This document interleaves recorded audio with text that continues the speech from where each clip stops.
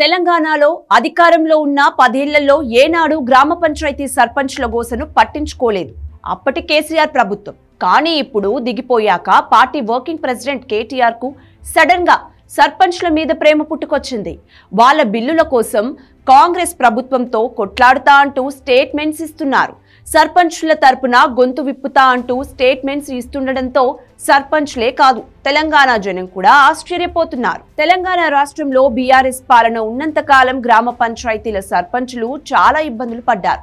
హైదరాబాద్ లెవెల్లో కూర్చుని కేసీఆర్ మంత్రులు కొత్త పథకాలను ప్రవేశపెట్టడం, నిధులు ఇచ్చినా ఇవ్వకున్నా వాటిని అమలు చేయాలని గ్రామ స్థాయిలో పంచాయతీ సర్పంచ్ల మీద ఒత్తిడి చేయడం కామన్ గా మారాయి. ప్రభుత్వ నిధులు రాకపోవడంతో చాలా మంది సర్పంచ్లు తమ సొంత ఖర్చులతోనే పనులు చేయించారు. మరికొందరు అధిక వడ్డీలకు అప్పులు తీసుకొచ్చి వర్క్స్ చేశారు. ప్రభుత్వం నిధులు మంజూరు చేసిందా చెయ్యలేదా అన్నది తెలిసి కూడా కొందరు కలెక్టర్లు, జిల్లా పంచాయతీ అధికారులు సర్పంచ్ల మీద జులుం ప్రదర్శించారు. సస్పెండ్ చేస్తామని బెదిరించారు. ఈ విషయంలో అప్పటి గ్రామాభివృద్ధి మంత్రి ఎర్రబెల్లి దయాకర్ రావు కొంచెం ఎక్కువే చేశారన్న ఆరోపణలు ఉన్నాయి. బీఆర్ఎస్ ప్రభుత్వంలో 60 మంది సర్పంచ్లు ఆత్మహత్యలు చేసుకున్నట్టు అప్పట్లో పీసీసీ చీఫ్, ప్రస్తుత ముఖ్యమంత్రి రేవంత్ రెడ్డి ఆరోపించారు. ప్రభుత్వం నుంచి నిధులు రాక, పనులు కాకపోతే ఉన్నతాధికారుల బెదిరింపులు, అధిక వడ్డీలకు తీసుకొచ్చిన అప్పులను తిరిగి చెల్లించలేక ఆర్థిక ఇబ్బందులతో కొందరు సర్పంచ్లు ఆత్మహత్యలు చేసుకున్నారు. మరికొందరు తమ ఆస్తులు, భార్యల పుస్తలు కూడా అమ్ముకొని అప్పులు, వడ్డీలకు కట్టారు.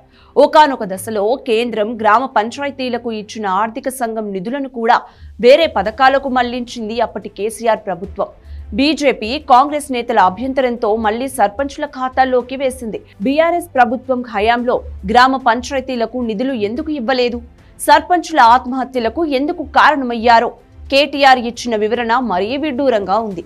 తమ ప్రభుత్వంలో చేద్దామనుకున్న కరోనా వల్ల కొంత కింద మీద అయ్యింది.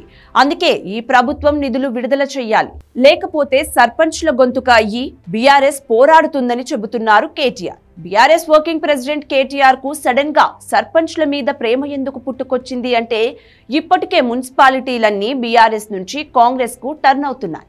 పాలక వర్గాలు మారిపోతున్నాయి. ఇక ఫిబ్రవరి 1 కి సర్పంచ్ల పదవీ కాలం ముగుస్తుంది. ఇప్పటికిప్పుడు రేవంత్ రెడ్డి ప్రభుత్వం పంచాయతీ ఎన్నికలు నిర్వహించే పరిస్థితి లేకపోవడంతో కొన్నాళ్ల పాటు గ్రామ పంచాయతీలన్నీ స్పెషల్ ఆఫీసర్ల పాలనలోకి వెళ్లిపోతాయి. నిధులు ఇవ్వక అప్పుల పాలు చేసిన బీఆర్ఎస్ పై రాష్ట్రంలోని చాలా మంది సర్పంచ్లు ఆగ్రహంగా ఉన్నారు. దాంతో వాళ్ళంతా కాంగ్రెస్ లోకి మారే ఛాన్స్ ఉంది. అంటే గులాబీ పార్టీకి సెకండ్ క్యాడర్ మొత్తం హస్తం పార్టీలోకి జంప్ అయ్యే అవకాశం ఉంది. ఈ పరిస్థితిని కనిపెట్టిన కేటీఆర్ ఇప్పుడు కల్లిబొల్లి కబుర్లు చెబుతున్నారని కాంగ్రెస్ లీడర్లు ఆరోపిస్తున్నారు. పల్లెల దశ మార్చినట్టు కేటీఆర్ గొప్పలు చెప్పుకుంటున్నా అప్పట్లో సర్పంచ్ల ఆత్మహత్యలు చేసుకున్నప్పుడు మంత్రుల మాటలను జనం మాత్రం ఇంకా మర్చిపోలేదని కేటీఆర్ గుర్తించుకోవాలని అంటున్నారు.